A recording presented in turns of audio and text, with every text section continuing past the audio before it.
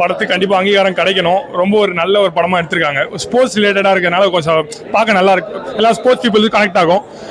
இந்த படம் எல்லாமே தியேட்டர்ல வந்து பாருங்க. ஏன்னா ஒரு நல்ல ஒரு எப்படி சொல்றது, நல்ல ஒரு ஸ்டார்ட் பண்ணிருக்காங்க. இதை சப்போர்ட் பண்ண மட்டும் தான் இது மாதிரி ஸ்கிரிப்ட்ஸ்லாம் எடுத்து பண்ணுவாங்க. ப்ரொடியூசர் கரெக்டான இடத்துல இன்வெஸ்ட் பண்ணிருக்காங்கன்னு தோணுது. நல்லா கண்டிப்பா படம் வரும்னு நினைக்கிறேன். ஹீரோட எஃபர்ட்ஸ் பார்க்கும் நல்லா இருக்கு. அப்புறம் இந்த கோச் நல்லா பண்ணிருக்காங்க. அப்புறம் அம்மா கேரக்டர் அவங்களும் சூப்பரா பண்ணிருக்காங்க. எல்லாமே ஒரு ஆல்ரவுண்டர் நல்ல ஒரு படம் பார்த்து ஃபீல் ரொம்ப நாளுக்கு அப்புறம் கிடைச்சது. ஆமா, ஸ்போர்ட்ஸ் நிறைய படம் வந்திருக்கு. பட் ஆனால் ஸ்போர்ட்ஸ்ல எனக்கு பிரச்சனை ஒரு ரியல் ஸ்டோரியை எடுத்திருக்காங்க. 20% தான் வந்து டேரக்டர் ஆட் பண்ணிருக்கேன்னு சொன்னாங்க. மிச்சமே 80% உண்மையான கதை. இந்த சீனால படம் பார்க்கலாம்னா அவர் வந்து அவ்வளவு கஷ்டப்பட்டு அந்த ஜட்மெண்ட் எடுத்து அவர் வந்து கடைசியில் காமன் வந்து செலக்ட் ஆனாரு. அதை பார்க்கவும் சந்தோஷமா இருந்தது. கண்டிப்பா எல்லாமே தியேட்டர்ல போய் பார்க்கலாம். இன்னைக்கு வந்து அங்கீகாரங்கிற ஒரு அமேசிங்கான ஃபிலிம் பார்க்க வந்திருந்தோம். கண்டிப்பாக இப்போ ரீசெண்ட் டைம்ஸில் one of the best movie அப்படின்னு சொல்லலாம். அண்ட் எல்லாருக்குமே ஒரு வேறு லெவல் ஒரு எக்ஸ்பீரியன்ஸ் கொடுத்துச்சு. Right from the cast and crews எல்லாருமே ஒரு இடத்துல கூட அன்னெசரியாக எந்த விஷயமே இல்லை, எல்லாமே வேறு லெவலில் இருந்துச்சு. இந்த மாதிரி அழகான படம், இந்த மாதிரி சூப்பரான படமை தியேட்டரில் வந்து பாருங்கள். To support them. Thank you so much. But இந்த ஒரு படம் ஸ்போர்ட்ஸ் பர்சனுக்கு என்னென்ன டிஃபால்ட்ஸ் இருக்குது, ஸோ இதெல்லாம் என்னென்னலாம் மாற்றம் கொண்டு வரலாம் அப்படிங்கிற மாதிரி இருக்குது. ஆனால் நீங்கள் நல்லா நோட் பண்ணிங்க தெரிஞ்சிருக்கும். நிறைய உண்மையான விஷயங்கள் மட்டும் தான் அதில் கொடுத்துருக்காங்க. ஈவன் அதோட லாஸ்ட் டைமே நிறைய ஸ்க்ரோலிங்ஸ் எல்லாமே போயிருக்கும். அதுக்கு எல்லாத்துக்குமே அடுத்த ஃபியூச்சரில் நடக்கக்கூடாது அப்படிங்கிறதுக்கான ஒரு அமேசிங்கான ஒரு மெசேஜ் கொடுத்துருக்காங்க. கண்டிப்பாக அது போய் வேண்டிய இடத்துல போய் சேரும். இதனால நிறைய மாற்றங்கள் உருவாகுங்கிற நம்பிக்கை இருக்குது. நான் எதிர்பார்க்கவே இல்லை. ஒரு நார்மல் எப்பயும் போல் ஒரு ஸ்போர்ட்ஸ்மேன்ஷிப் படம் மாதிரி இருக்கும்னு எதிர்பார்க்கல. லவ் இருக்கும் அப்படிலாம் இருக்கும்லாம் நினச்சேன். இல்லை, அவங்களோட கஷ்டம் என்னவோ அதை அழகாக எடுத்து சொன்னாங்க. இப்போ நிறைய கண்டென்ட் வருது, பட் இந்த மாதிரி ஒரு கண்டென்ட் ரொம்ப முக்கியம்னு நினைக்கிறேன். அதை சொன்னதுக்கு ரொம்ப தேங்க்ஸ். டைரக்டருக்கு என்னோட வாழ்த்துக்கள். படத்தில் நடித்த எல்லாருக்கும் என்னோட வாழ்த்துக்கள். எல்லாரும் ஒண்டர்ஃபுல் ஆக்டர்ஸ். என்னால் நினச்சி கூட பார்க்கலாம். அவரோட ஃபர்ஸ்ட் ஃபிலிம் மாதிரியே இல்லை, ரொம்ப நேச்சுரலாக இருந்தார். அவர் ஃபிசிக்லாம் பார்த்தீங்கன்னா நான் மிரண்டுட்டேன். எனக்கு ரொம்ப பிடிச்சிருந்தது. இந்தியா தான் இட்ஸ் அ மோஸ்ட் யங்ஸ்டர்ஸ் இருக்கிற ஒரு நாடு. அந்த நாட்டில் ஒரு கோல்டு அடிக்கிறதுக்கு இவ்வளோ கஷ்டப்படுறோன்றது எவ்வளோ கேவலமான ஒரு விஷயமா இருந்துச்சுன்னு ரொம்ப செருப்பால் அடித்த மாதிரி சொன்னாங்க. ஆனால் படம் விறுவிறுப்பாக தான் போயிட்டு இருக்கு. ஏன்னா படத்தில் கொஞ்சம் அதிகம் பேசுகிறாங்க. ஸோ அதிகம் என்னடா படத்துக்கு மூலம் பேசிகிட்டு இருக்காங்களே நினைக்கலாம். ஆனால் நல்லதே தான் பேசுகிறாங்க, நல்லாவும் பேசுகிறாங்க. ஸோ அதை கவனிக்கணும். இதில் டைலாக்லாம் பார்த்தீங்கன்னா ஒவ்வொன்றும் ஒவ்வொரு வாழ்க்கையோட அனுபவங்களாக இருக்குது. நம்ம அதை தான் முக்கியமாக பார்க்கணும். அதுலேயும் அம்மா கேரக்டரில் பண்ணுறாங்க பாருங்கள். அவங்க தான் பையனுக்கு சொல்கிற மோட்டிவ் வந்து ஒவ்வொரு அம்மாவும் தான் பையனுக்கு சொல்கிற மாதிரியே இருக்குது. அது எந்த அளவுக்கு பணம் இருக்கோ அந்த அளவுக்கு நம்பிக்கை தரும் அப்படின்னு சொல்கிற விஷயங்களும் அதே மாதிரி உன் தலைமுறையே உன் காலத்தை மாற்றிருப்பா, எங்களுக்கு கஷ்டம் எங்களோட போட்டு உன் தலைமுறையே உன் காலத்தை மாற்றிரு அப்படின்னு சொல்கிறது ஒவ்வொரு அம்மாவும் தான் பிள்ளைங்களுக்கு சொல்லுவாங்க. எவ்வளோ கஷ்டம் வந்தாலும் கஷ்டத்தை விடுப்பா, உனக்கு என்ன விருப்பமோ அதை போய் பண்ணுப்பா, உன் தலைமுறை உன் காலத்தை மாற்றுப்பா அப்படின்னு சொன்னால் கண்டிப்பாக இந்தியா ஒரு நாள் சீக்கிரம் வல்லரசு ஆகிடும். அதுக்கு சொல்கிறேன், இந்த படத்தில் டைலாக் தான் உங்களுக்கு பவரே. உன் பையனை நம்பி உன் தலைமுறையை விட்டுறாத, அவன் தான் வந்து மாற்றணும்னு நினச்சிடாத அப்படின்னு அவங்க சொல்கிற விதம் நல்லா இருக்கு. 20% தான் என்னோட சொந்த கதை, 80% நடந்ததை வச்சு தான் எடுத்தேன் அப்படின்னாரு. ட்விஸ்ட் பாயிண்ட் என்னன்னா, நம்ம எவ்வளவு தான் மெனக்கட்டாலும் வந்து ஒரு கட்டத்துக்கு மேலே ஏதாவது நம்ம இழந்து தான் ஆகும் அப்படிங்கிறது தான் இந்த படத்தோட ட்விஸ்டாகவே சொல்லியிருக்காங்க. ஏன்னா அவர் பெரிய ரன்னர் ஆகும்னு நினைக்கும் போது அவர் காலையை இழந்துட்டு, பட் காலை இழந்ததுக்காக அவர் விடலை. பாரா ஒலிம்பிக் இருக்குது, பாரா மாரத்தான் இருக்குன்ற ஓட ஆரம்பிச்சிட்டாரு. கீழே ஆமாம் ஹீரோட கார் போயிடுது. பட் அதுக்கும் காரணம் இவங்க தான்.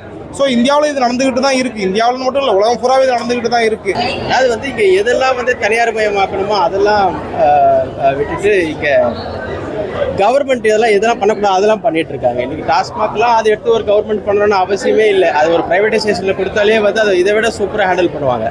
இன்னைக்கு இருக்கிற பக்கத்து ஸ்டேட்லேயே ஒரு 15 hours ரன் ஆகுது டாஸ்மாக். ப்ரைவேட்டைசேஷன் தான், எந்த கம்ப்ளைண்ட்டுமே இல்லை. இவங்க தொடர்ந்து இங்கே என்ன பண்ணிட்டு இருக்காங்கன்னா, இவங்களே வந்து இந்த ஸ்டேட்டில் இருக்கிறவங்களாம் வந்து குடிச்சிட்டு இது பண்ணுறான்ற மாதிரி இவங்களாம் ஒரு பிம்பத்தை கிரியேட் பண்ணிட்டு இருக்காங்க. இவங்களுக்கு அதை சரியாக ஹேண்டில் பண்ணவும் தெரியல. இதெல்லாம் விட்டுட்டு இந்த மாதிரியான ஸ்போர்ட்ஸ் ரிலேட்டடாக, மெடிக்கல் ரிலேட்டடாக, ஏஐ டெக்னாலஜிலாம் வந்து இதில் அடாப்ட் பண்ணணும்.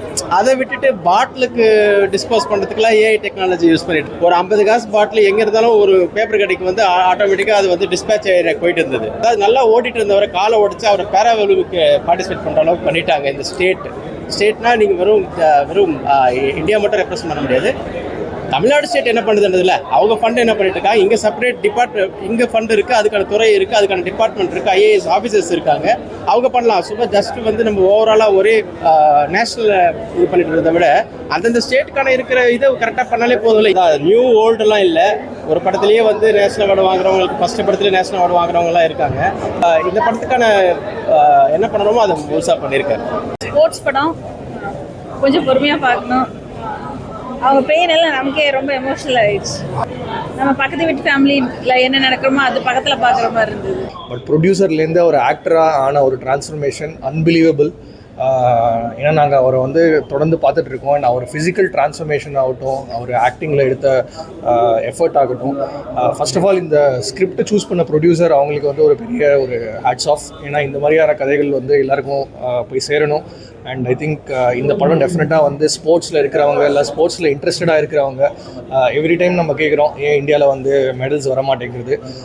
அந்த மாதிரி ஸ்போர்ட்ஸை க்ளோஸாக ஃபாலோ பண்ணுறவங்க எல்லாருக்குமே இந்த படம் வந்து ஒரு பயங்கரமான ஒரு படமாக இருக்கும். ஃபஸ்ட்டு படம் ஹீரோவாக நடிக்கும் போது ஜாலியாக ஒரு கதையை சூஸ் பண்ணலாம், ஒரு பாய் நெக்ஸ்ட் டோர் பண்ணலாம். அந்த மாதிரி ரொம்ப ஈஸியான ரூட் எடுக்காமல் அதுக்கான ஒரு ஃபிசிக்கல் டிரான்ஸ்ஃபர்மேஷனை போட்டு வருஷக்கணக்காக அதுக்காக உழைச்ச கேஜிஎஸ்ஆருக்கு மிகப்பெரிய வாழ்த்துக்கள்.